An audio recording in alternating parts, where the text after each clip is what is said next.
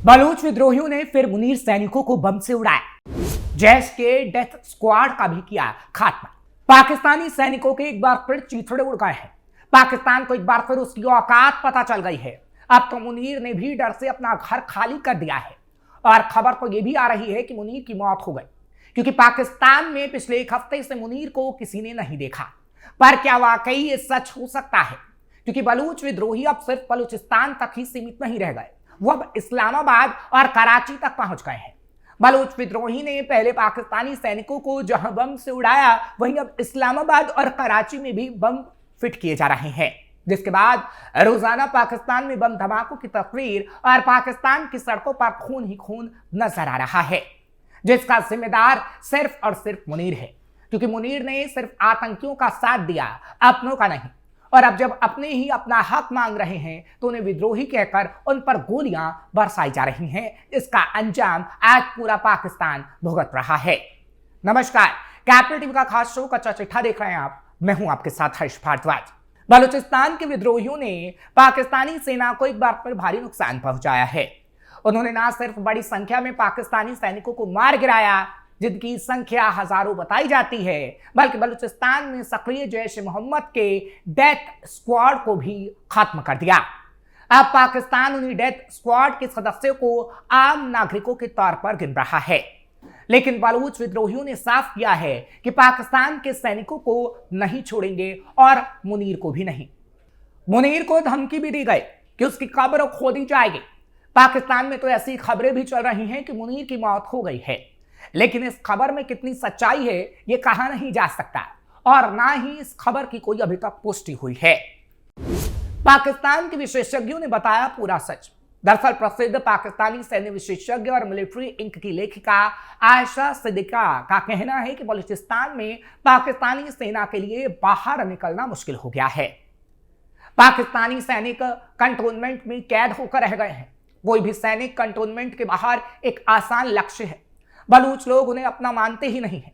पाकिस्तान का जो डेटा आया है कि इतने सिविलियन यानी आम नागरिक मारे गए हैं, दूसरी तरफ से जो क्लेम है उसमें बहुत सारे सिविलियन जो मारे गए वो डेथ स्क्वाड के सदस्य हैं, जिन्हें बलूच लिबरेशन आर्मी के लिए रखा गया।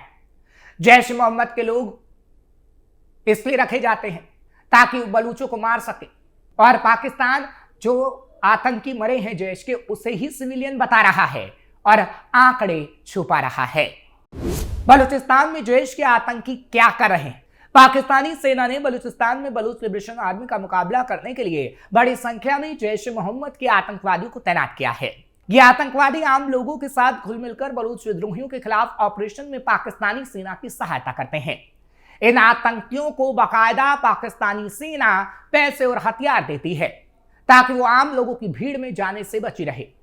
पाकिस्तानी सेना को आशंका है कि अगर वो बलूचिस्तान में इंटेलिजेंस या फिर जमीनी ऑपरेशन के लिए ऐसे इलाकों में जाती है जहां से मदद दूर है, तो उनके लिए खतरा हो सकता है और उनको बम से उड़ाया जा सकता है। उसके लाखों सैनिक मारे जा सकते हैं। विद्रोहियों की पाकिस्तानी सेना को चेतावनी। और तो और अब पाकिस्तान के बलूचिस्तान में बलूच लिबरेशन आर्मी के विद्रोहियों ने पाकिस्तानी सेना को खुली चेतावनी दी है।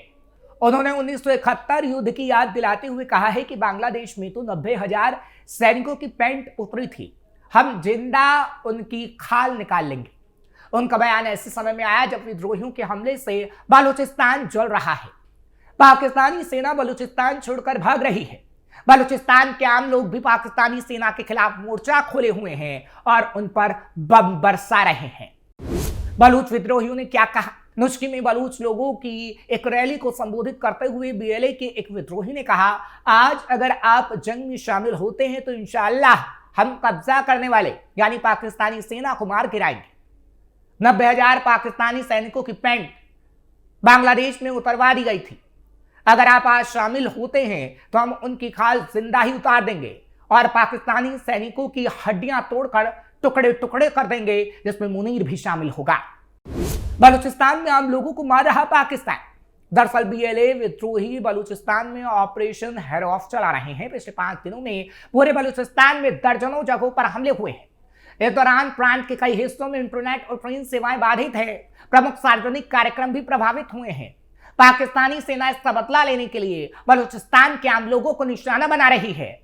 पाकिस्तानी सेना की गोलाबारी में 100 से ज्यादा आम लोग मारे जा चुके हैं, जिसमें महिलाओं और बच्चे भी शामिल हैं। लेकिन बलूच विद्रोही पीछे हटने को तैयार नहीं और पाकिस्तान से चुन चुनकर बदला लिया जा रहा है।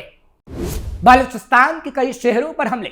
बलूचिस्तान के अंदर विद्रोहियों ने क्वेटा, नुश्की सहित बलूचिस्तान के कम से कम हाल ही में 12 शहरों पर हमले किए।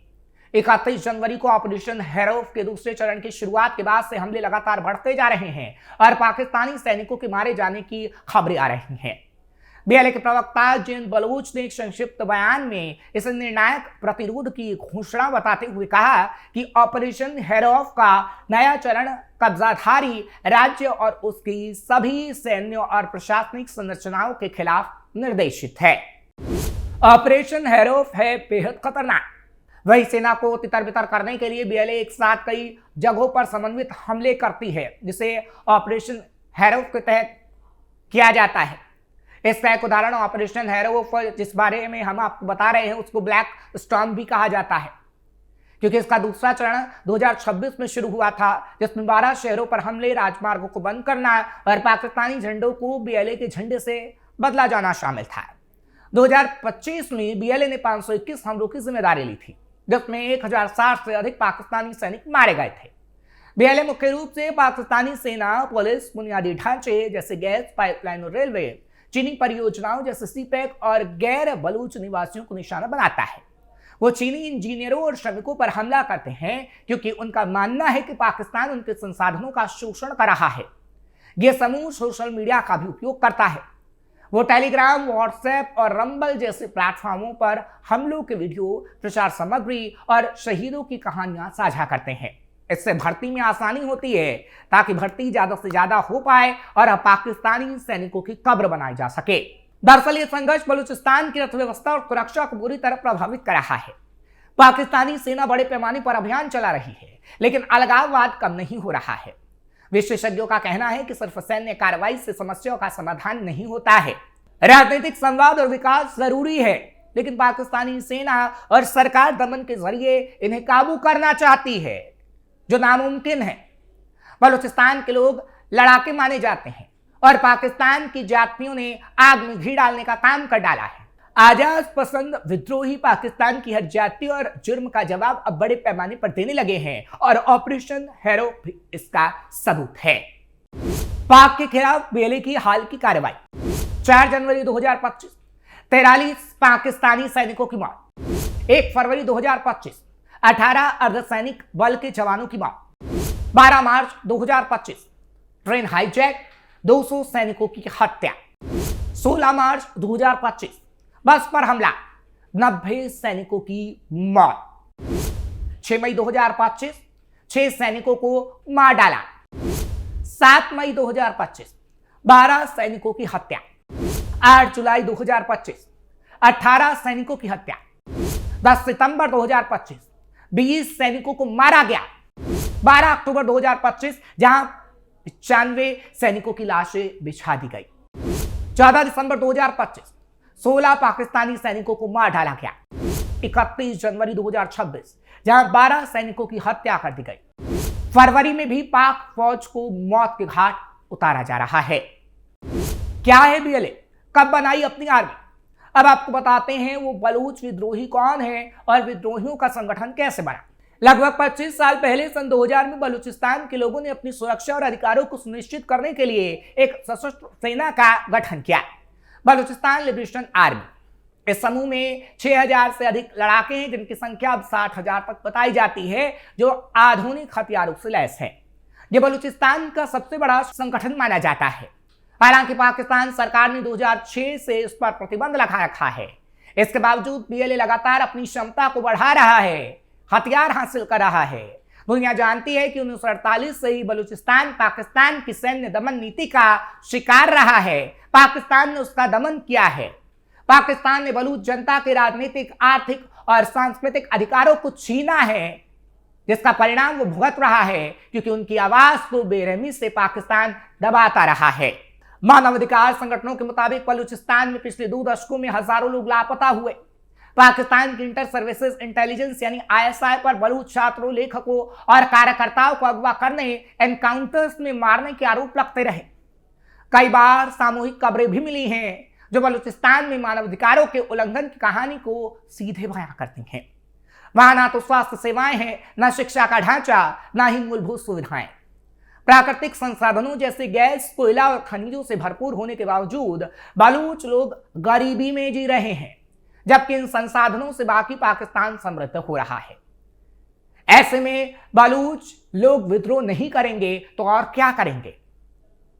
क्योंकि पाकिस्तान ने जिस तरीके से उनके अधिकारों का दमन किया, उसके बाद ये विद्रोह तो होना ही था। हालांकि 1948 के बाद से ही लगातार बलूचिस्तान के साथ धोखा होता आया, जिसका बदला अब बलूचिस्तान ले रहा है।